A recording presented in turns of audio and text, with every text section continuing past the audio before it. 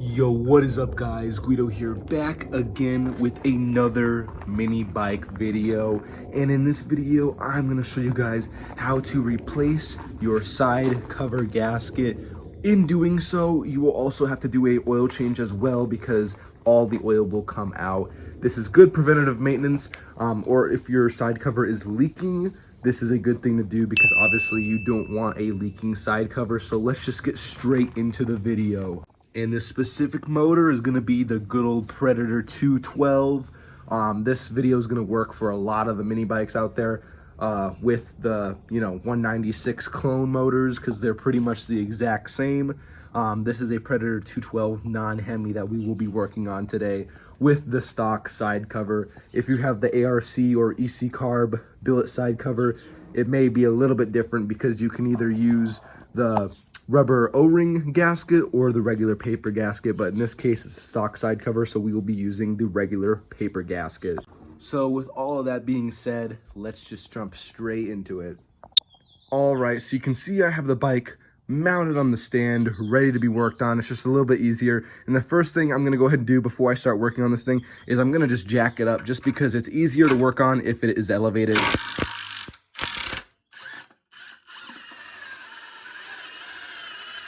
And you can see this goes pretty high, so you can see it's much easier to work on now that it's kind of at an eye level. So with that being jacked up and done, I'm gonna go ahead and remove my chain and clutch cover. All right, and then using my 13mm ratcheting wrench, I'm just gonna go ahead and get in here and unloosen these bolts, these 13mm bolts that are holding on my clutch and chain guard so that it can come straight off, so we can access the clutch and the side cover. All right, and then using my 13mm ratcheting wrench and my regular wrench, I'm gonna go ahead and remove this chain tensioner here, the bolt and the nut on the back side.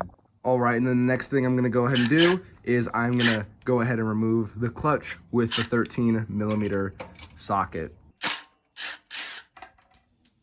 Something else I'm also gonna do, just so there's more slack on this chain, I'm just gonna go ahead and just undo the master link so then the chain can completely come off, just so there's not a lot of tension on here when you're trying to get this to, pop off the sprocket or whatnot. So I'm just gonna get my pliers and a screwdriver and just pop that master link out, and then it'll all come apart and then the chain can come apart. All right, and then with that master link out, the chain, you can see, just comes straight off. So then there is enough slack to get your clutch off. All right, now the next thing that I'm gonna go ahead and do, and I suggest you guys do it too, is drain the oil. You can either drain it from the drain plug there or the one on the front. I would do that first before you take the side cover off because it's just gonna make a massive mess if you don't. I'm actually not gonna do that though. I am gonna go ahead and just suck the oil out of the motor pretty much. I have a little suction pump that I can use that I'll just loosen the oil cap there, stick it in there, suck all the oil out, put it in a little cup I have here, and then pretty much take the side cover off just so it eliminates the mess. And then as far as people saying you're not getting the stuff out from underneath, the whole side cover is going to come off, so I can wipe it clean, make sure it's nice and clean, and then obviously put it all back together. That's just going to eliminate the massive mess of just opening this and having all the oil spill out, or even just opening the drain plug, because when you do that there's still a little bit of residual oil. It seems like this pump seems like it gets it majority of it all out, so I'm going to go ahead and do that now. All right, so pretty much what I got going on here is I got the oil dipstick out, and I have a little catch container here with some paper towels, which will soak up all the oil. And then I have my little suction pump, which I'm just gonna put in there, pull the oil out, squirt it in there, repeat until it's sucking up air where there's no more oil in there. And then I'll go ahead and undo the side cover, get all the rest of the oil out, wipe it clean in there, do a little inspection, make sure it's good, there's no abnormal wear, nothing like that. New side cover gasket, and then tighten it all up. All right, now that I got all the oil drained out, I'm gonna go ahead and just break and remove all of these bolts off here with my impact. So it is a 10mm and there's 6 bolts you gotta remove. This one here, that one there, that one there, that one there, that one there, and that one there, and your side cover will come off. All right, and you can see I have all the bolts removed. You kind of just want to wiggle it just very gently side to side to get it off. You can see that gasket's in really bad shape, so it was kind of stuck on there a little bit. But with all of them removed, it'll come out pretty easily. The reason why I stopped right here is I wanted to note something pretty important. When you're doing this, make sure your cam right there is staying in there and it's staying stationary and it's not pulling out with the side cover. If it is, get a little screwdriver or something in there just to hold it back, because if it does come all the way out, your lifters will fall down. Same with your push rods. And then I would recommend readjusting your valve lash, which I have a video in the top right there if you want to click that on how to do it. Super easy. Not too much of a deal breaker, but it's just another thing you got to do. So make sure it stays in there when you're removing this and it doesn't come out and all that stuff drops out. So with all that being said, just give it a little wiggle and you can see it's pretty much free and it will come straight out. And you can completely see that I was able to pull it off and everything stayed stationary in there. Doing a quick little visual inspection, you can see everything seems to be in very good condition. There's not abnormal wear or anything like that. And you can also see there was a little bit of oil residue that was in here that didn't completely get sucked out. This honestly is probably a little bit less than what you would have if you just did the drain bolt. When you do the drain bolt, there still is a decent amount of oil that's left in there. So not too bad. I'm gonna go ahead and sop this up, make sure it's all nice and clean in there, and then start working on removing this old gasket.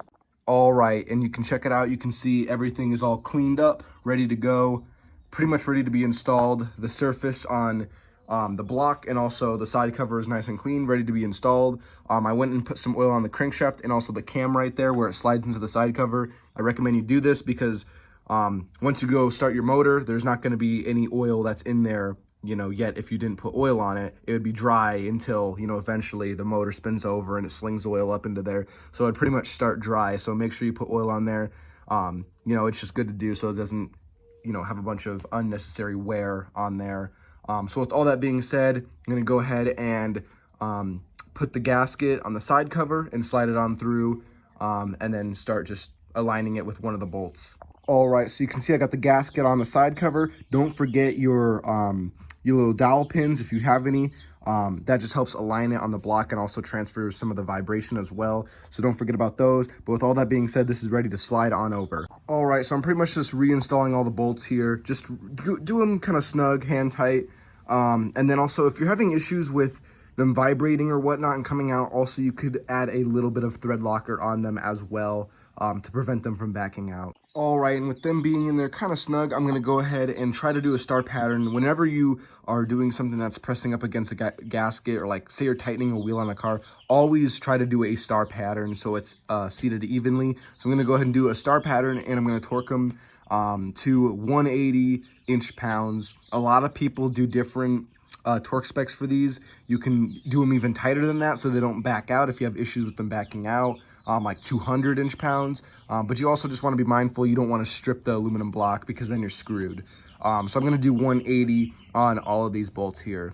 All right, now everything is all torqued, ready to go. I'm going to go ahead and just kind of clean up the motor a little bit, spray some brake cleaner under there because the excess did go underneath the motor, and get that all nice and cleaned up before I start putting everything else back together.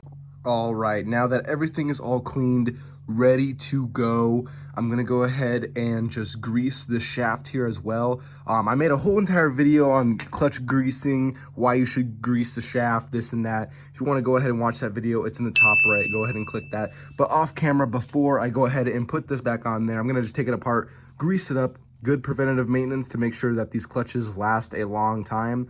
I'm going to go ahead and grease it up, and then I'm going to put it back on, and then I'll put the chain and everything else back on. All right, and you can see I got a thin coat of grease on there. Everything's all installed, ready to go, so you can just go ahead and slide on the clutch. All right, I'm just going to go ahead and get my bolt, my lock washer, and my regular flat washer, and just tighten it and reinstall it back in. And then I'm going to go ahead and tighten it down, just with the impact, a little, and it should be good. And that is good. Now with that all installed, you can go ahead and reinstall the chain. I'm gonna go ahead and reinstall my master link now. All right, and with the chain being back installed along with the master link, you can go ahead and reinstall your chain tensioner. All right, and with the chain being installed and tightened with the chain tensioner, now I'm gonna go ahead and reinstall my clutch guard.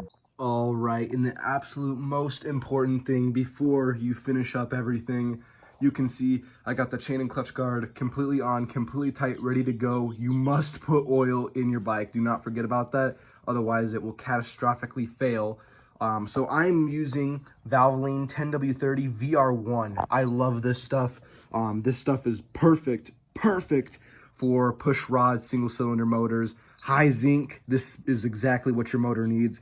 Any oil will pretty much do, even if it's not full synthetic. These motors will literally run on somewhat of an oil. They do not care. These motors last forever. Pennzoil full synthetic was perfect. Same with Valvoline. Anything that's 10W30 I'd recommend going with. Or if you live like in a kind of hot area, 10W40 will even work too, because it's a little bit thicker. That would be just fine as well. I just recommend I wouldn't go anything thinner, you know what I mean? I'd want to stay 10W30 and up. So that is what I'm going to be using, is this right here. I love this stuff. It's tried and true, and it's blue. It's badass. So I love that oil. Works really good. And I'm also going to be adding a little bit of Lucas heavy duty oil stabilizer in this bike. This bike's got quite a few miles and hours on it. And this motor is a trooper, and you can see from, you know, the video that there's barely any wear or anything. And I've always used this in this motor, but now that this motor's even older, I like using it. So I'm going to just be adding just a little bit of that, and then the rest of this will flush it on down. And it takes about a half a quart. So I will be using a half a quart in this bike. And with fresh oil in there all the way topped off, this thing can get put down. So I'm gonna go ahead and remove it off the stand.